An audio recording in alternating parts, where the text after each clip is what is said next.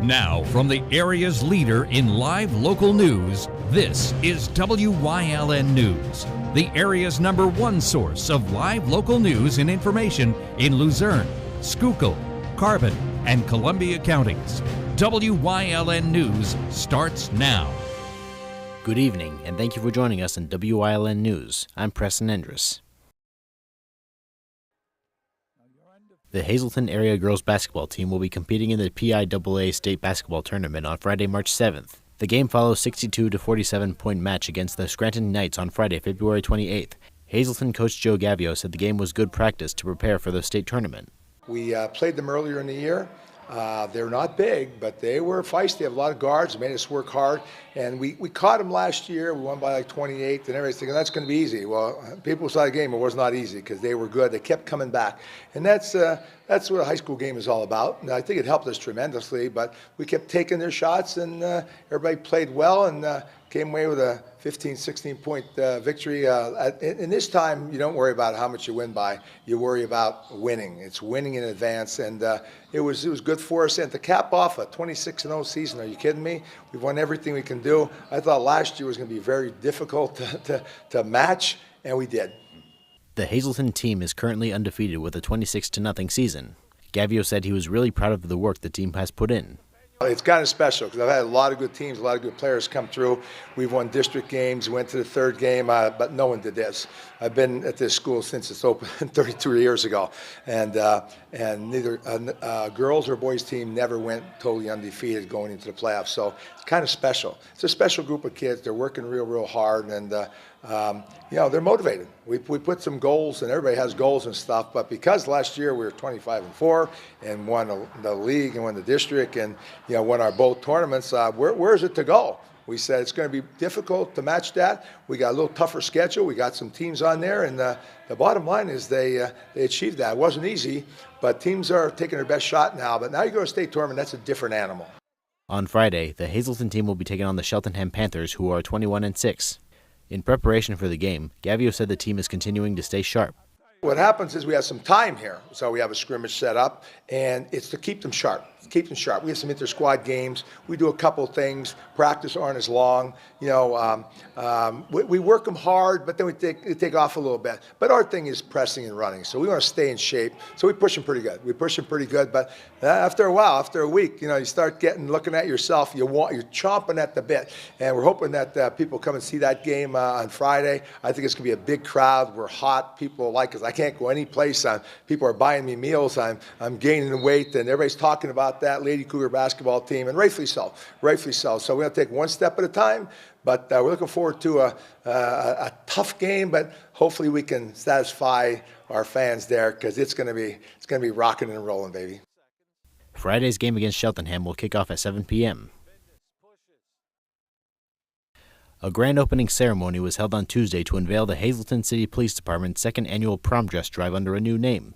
Public Information Officer Jessica Serkin said the department decided to name the drive after former Hazleton area teacher Stacy Marino Walton. So last year was kind of like our trial run to see how it went. When we decided to do it a second year, we wanted to make sure we gave the drive meaning. We didn't just want it to be the prom dress drive.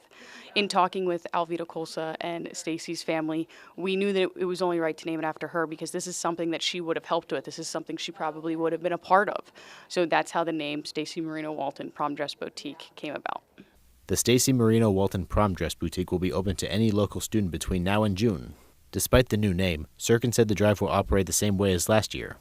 There's nothing different other than the name, so girls can still contact me through my email, set up an appointment, and come in and pick out the dress that they would like. Once they have it, it's completely free, and it's theirs to keep. Serkin said the department is also on track to give away even more dresses than in 2024. So last year we handed out, I believe, 15 dresses. This year we already have 15 people scheduled to come try dresses on, and we're still 3 months away from prom. Serkin said her favorite part of the operation is seeing all the beautiful dresses get donated to the drive. So far, I think mine is when the donations come in, and they're all in a bag. You really can't see the dress, and when you take it out of the bag, you get to see the full effect of the dress, the big skirts or the colors and the sparkles. That's probably my favorite part so far. To schedule an appointment to select a dress, you can contact Serkin at jserkin@hazletonpd.org. The department asked that all students bring a friend to help them try on the dresses, as officers will not be available to assist. Coming up on WYLN News, crews respond to an apartment building fire on DuPont. Plus, Hazleton area students celebrate Read Across America Week. But first, we'll take a look at our 5-day forecast brought to you by the WYLN Weather Kids. We'll be right back.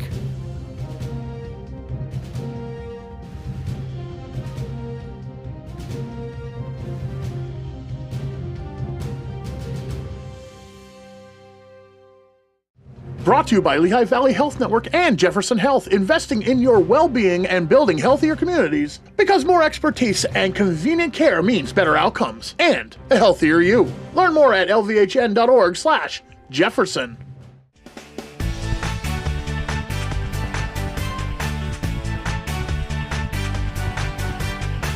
Hi, my name is Ezra. I'm 5 years old.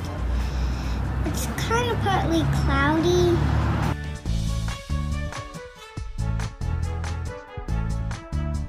Weather Kids is brought to you by Lehigh Valley Hospital, Hazleton. Your health deserves a partner. We want your child to be our WYLN Weather Kid.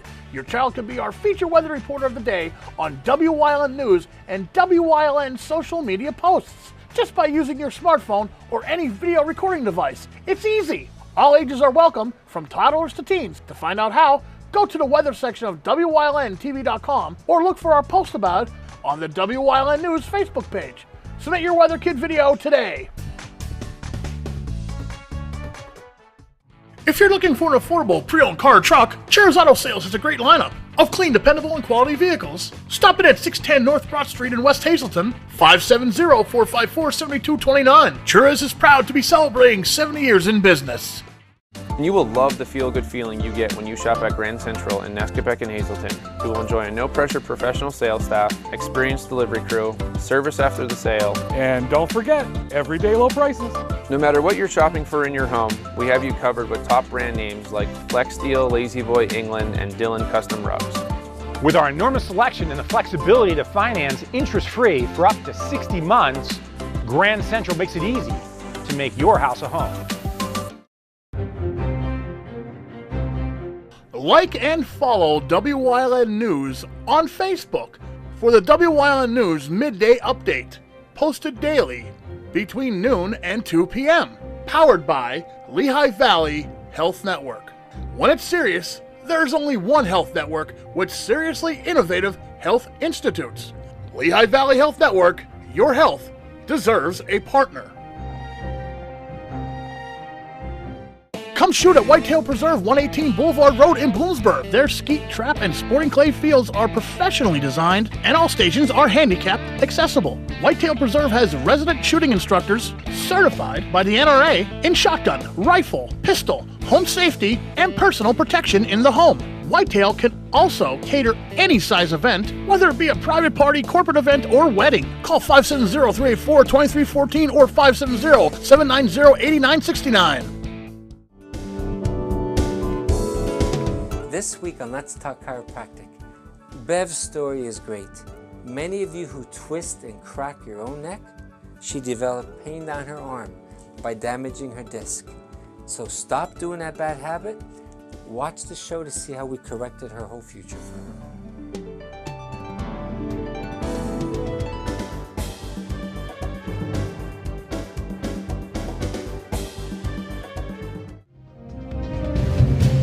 Welcome back to WYLN News. Crews responded to an apartment building fire in DuPont on Wednesday morning.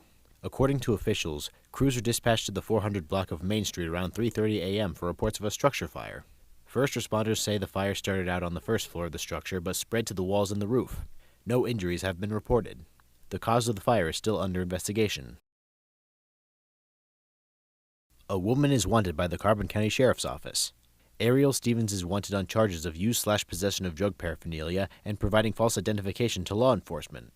She is known to have ties to the Coaldale area. Anyone with information regarding her whereabouts is asked to contact the Carbon County Sheriff's Office at 570-325-2821. Students at West Hazleton Elementary and Middle School celebrated Read Across America on Tuesday. Read Across America Week is a national program created by the National Education Association to encourage reading in children and young adults. The event takes place every March beginning on Dr. Seuss's birthday. In celebration of Read Across America Week, the students were visited by a variety of special guest readers. The students also had the opportunity to create Dr. Seuss-themed crafts. Coming up on Tamako's News Choice, Chris Fulmer leads us down the path through history with Plymouth Part 3. Plus, we learn about healthy heart eating on this week's Wellness Wednesday. And stay right here on WYLN. We'll be right back.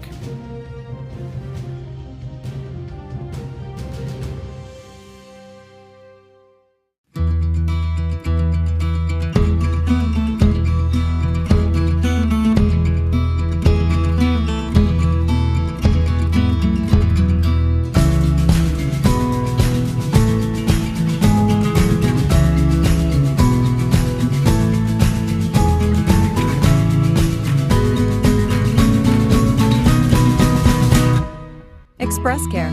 Walk in and you walk into the region's most trusted health network. Do you like craft beer? Do you want to learn the right way to sample wine? How about checking out a restaurant with a unique flavor or a crazy food challenge? These are just some of the things we are featuring on Wine, Hops, and Road Stops. So, spend some time learning about great wine, great beer, and great food on WYLN TV 35.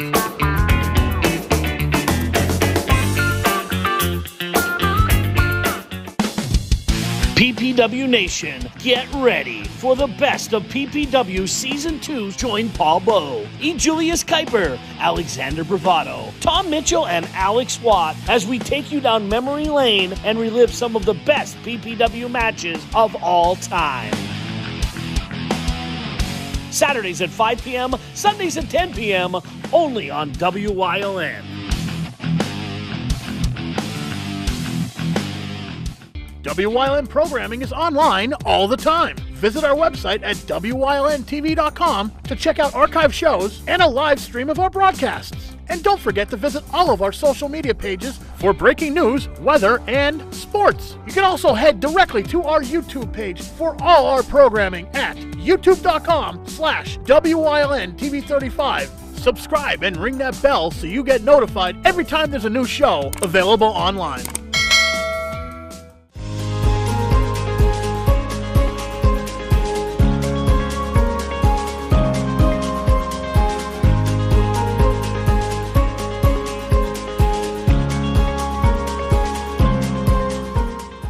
Plymouth was reaching a zenith as a community in the last decades of the 19th century.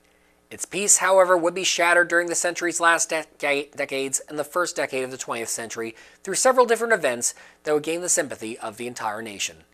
The first was a typhoid epidemic that struck the town in the first part of 1885. It was traced afterwards to a dairy farmer who lived along Coal Creek, which fed into the town's water supply. He had caught typhoid while visiting his brother in Philadelphia the previous Christmas, and while he recuperated at home, the snow in his property became contaminated with the disease. When spring came, it melted and entered Coal Creek, and eventually the town reservoir, contaminating all the water therein. Over the course of 1885, 1,153 people were infected with typhoid, 114 of whom died, although it is likely the actual toll was higher due to unreported cases. 4 years later, a religious dispute broke out in Plymouth that would also gain national headlines.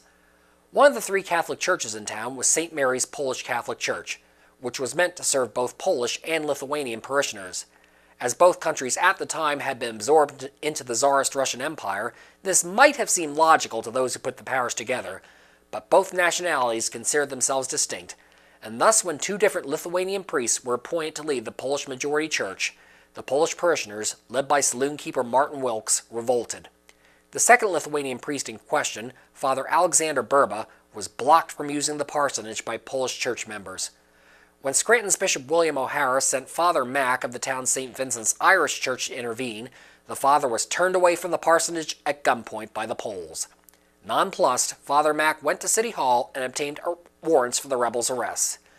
In the aftermath of this standoff, the Lithuanians would form their own congregation, but what became known as the Polish-Lithuanian Church War was not over yet, as in January 1890, Martin Wilkes led a group of Polish churchgoers in barring a young Lithuanian boy from being buried in the parish cemetery at gunpoint. Wilkes was arrested for this disturbance, But once released on bail, he and several followers almost immediately dug up 2 other Lithuanian children and tossed their bodies out of the cemetery. Not content to stop there, Wilkes then confronted St. Mary's new priest, Father Zemanowski, and demanded he relinquish the keys to the parsonage and quit. Father Zemanowski, however, would not be threatened and promptly pulled a gun on Wilkes and ordered him out. Wilkes complied, threatening to burn the building down as he left, but he was arrested again before he had the chance to do so. He would be convicted of assault and battery in April 1890 and served a year and a half in prison. The new Lithuanian church, St. Casimir's, opened to worship in December of that year, along with a new Lithuanian cemetery, and the Polish-Lithuanian Church War officially ended. 1889 would also see a terrible tragedy unfold at the town's Powell Squib factory. Founded in 1883, it made squibs, paper straws filled with black powder that were used to blast apart coal seams in the mines. Producing the squibs was often a job for young women, and the factory could employ up to 90 of them in its manufacturing. On the morning of February 25, 1889, though, most of the factory's workforce had been furloughed due to broken machinery, and only 11 girls were at work that day. This would prove most fortuitous for those laid off when, around 1 p.m., a trio of massive explosions rocked the factory, the last one so powerful that it blew the roof clean off the building and set it completely ablaze. Although townspeople rushed to the factory to give aid, it was already too late. All 11 girls working inside, including 2 of owner John Powell's nieces, had been killed in the blast. Only the foreman, George Reese, survived the explosions, which had blown him out of the building, although he too succumbed to his injuries a few days later. An investigation concluded the explosions were likely accidental, that a live squib had been tossed accidentally into a furnace with several defective ones, which was the usual way to dispose of the latter, thus detonating all of them. A grieving community, spearheaded by Powell, would raise $500 for a monument to the explosion's victims. That monument stands today in Plymouth's Shawnee Cemetery, a silent testament to the dangers young women faced in the workplace at that time. The mines, too, remained dangerous in the late 19th century. The Gaylord mine on Cherry Street, which coincidentally was close by the Powell Squib factory, will be showing signs of imminent roof collapse in February 1894. Numerous props throughout the mine were squeezing and breaking under the pressure of the ground above. Mine management felt they could head off the problem by adding in larger and more secure timbers. And so it was on the morning of February 13th that assistant foreman Thomas Picton was leading 12 other miners in placing support timbers in the mine. Suddenly, without warning, the roof caved in so quickly that the miners had no chance to escape. Over 600 square yards of the mine collapsed in rapid succession. When rescuers finally reached the dead, some were found in upright positions, having tried to run for it in the final seconds of their lives. Roughly half of the victims of the Gaylord mine disaster also rest today in Shawnee Cemetery. And then, on March 2, 1982, the borough was hit by one of the most destructive floods in the recorded history of the Susquehanna Valley when temperatures abruptly rose, melting all the snow in the area. Coupled with nearly 2 inches of rain falling in less than 24 hours, the Susquehanna rose almost 31 feet above its low water mark. Streets close to the river were flooded, and railroads in town were washed out. Plymouth recovered quickly from the flood in the end, although it would be hit hard again in both 1936 and 1974. But it was not all disaster during this time in Plymouth. The Plymouth Street Railway was incorporated in May 1889 and ran the full length of the borough. It would be leased by the Wilkes-Barre and Wyoming Valley Traction Company shortly after completion, and with the opening of the Carey Street Bridge in 1895, was extended via second line across the bridge to Wilkes-Barre's Public Square. The system would extend all throughout the Susquehanna Valley into neighboring towns such as Ashley, Edwardsville, Sugar Notch, and Wyoming, and operate into the 1850s. Elsewhere in Luzerne County, textile manufacturing became a big business in Plymouth as well, with mills such as the Atwood Silk Mill and the Pioneer Knitting Mill taking root in the community. The Howell Mining Drill Company, Shawnee Box Factory, and West Lumber were among the other notable businesses that operate in the town as well as the centuries changed over.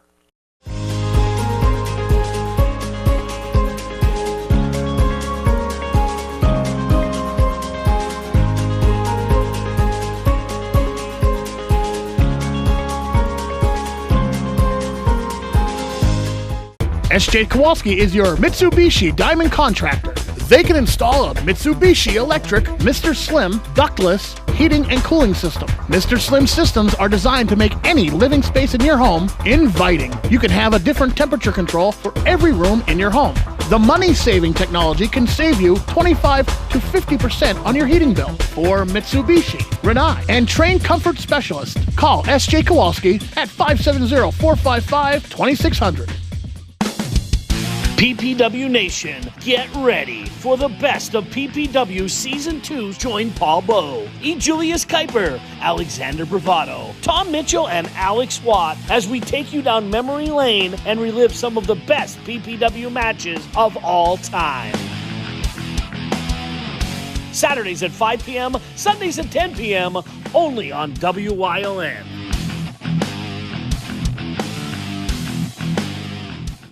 Hey! Did you know WYLN posts news stories and other bonus content on social media all week long? The Weather Kids, Fresh from the Farm, Everyday Heroes, Let's Talk Sports, Feel Good Friday, daily news stories, and more. Visit WYLNTV.com, Facebook, and YouTube to check it out. WYLN, the local leader on social media. We're your local network. Come shoot at Whitetail Preserve, 118 Boulevard Road in Bloomsburg. Their skeet, trap, and sporting clay fields are professionally designed, and all stations are handicap accessible. Whitetail Preserve has resident shooting instructors certified by the NRA in shotgun, rifle, pistol, home safety, and personal protection in the home. Whitetail can also cater any size event, whether it be a private party, corporate event, or wedding. Call 570-384-2314 or 570-790-8969. Something is out there. What it is, no one knows. However, since its first sighting, there have been numerous reports of strange lights in the night sky. Some say they are extraterrestrials, flying saucers. But to all of those seemingly unrelated uncertainties, there is one common thread. Watch Solo Spaceman on WYLN Thursdays at 1:30, Saturdays at 7, and Sundays at 4:30.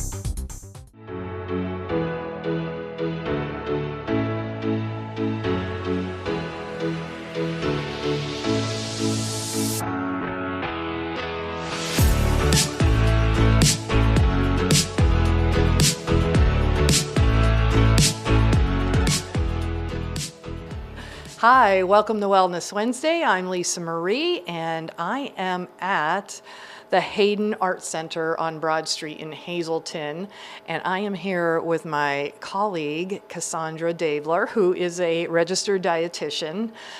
You may have heard Molly here last week talking about National Nutrition Month. Well, March is National Nutrition Month, so we thought we'd keep going with all these great tips on healthy eating. So Cassandra's here, and we're going to talk specifically, since we just got out of Heart Month, we might as well keep going, heart healthy eating. So tell us about that. Who should be eating heart healthy and why? Yeah, so people that should follow a heart healthy diet are people with heart disease, high blood pressure, history of a stroke, or anyone at risk for those health conditions. So what is included in a heart, like what should you be eating in a heart healthy diet and what should you not be eating? Yeah, so the heart healthy diet emphasizes heart healthy fats, which would be the unsaturated fats, and then lots of fruits, vegetables, and whole grains.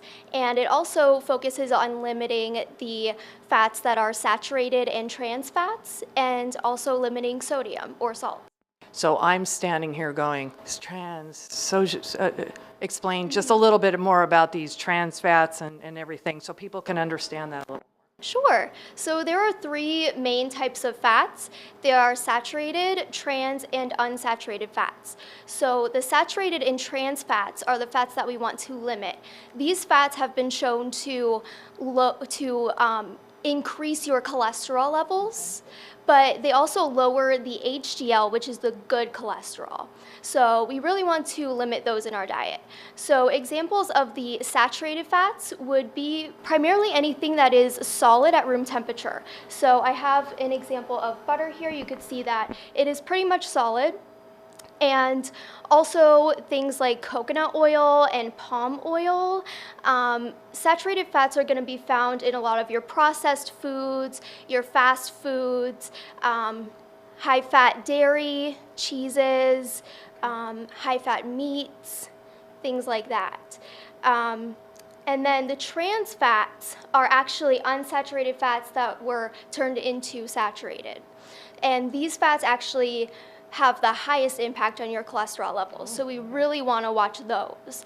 And again, they're found in a lot of your processed foods, even microwavable popcorn, some of your baked goods, especially that are pre-prepared at the grocery store.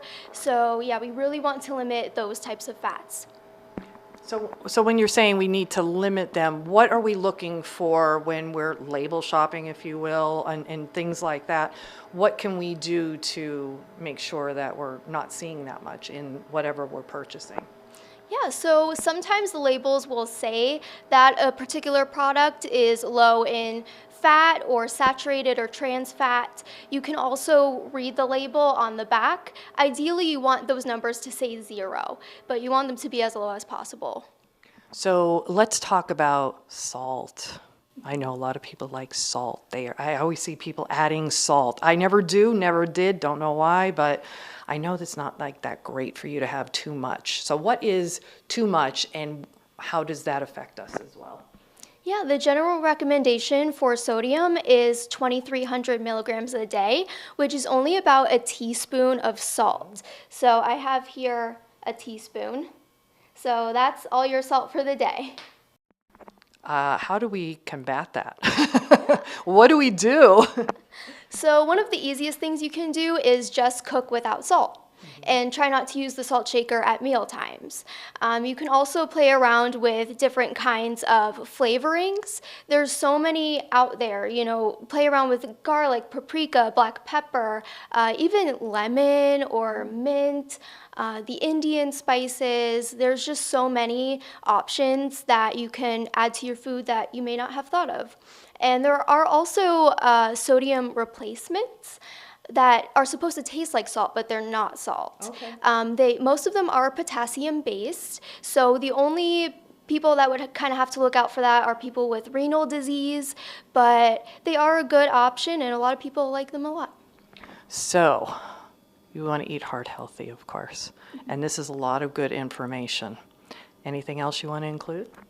Yes, so I did want to touch on the unsaturated fats. So these are the heart-healthy fats. These fats have been shown to help improve our cholesterol levels. And these fats are primarily liquid or fluid at room temperature. So I have some olive oil here, and as you can see, it is a fluid.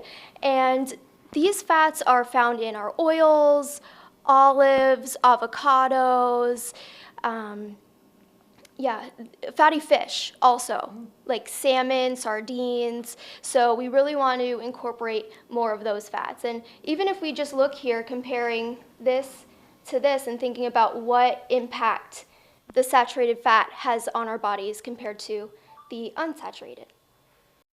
So when you're saying the oils, could you be just a little more, for my knowledge, Sure. There's canola, you're saying olive, then there's like vegetable, what is the better of all of them, if any?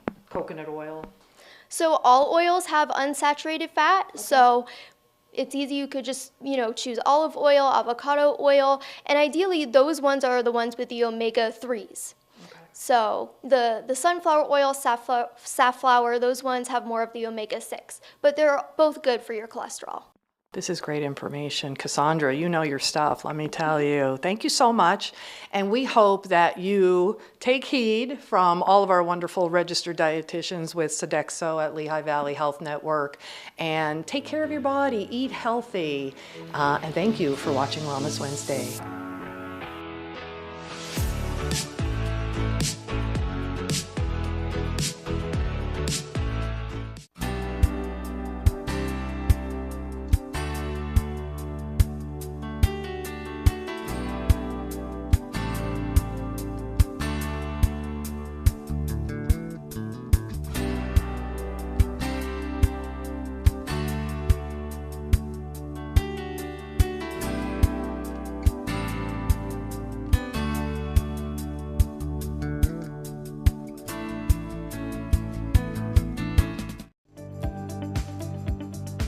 You're watching WYLN TV 35,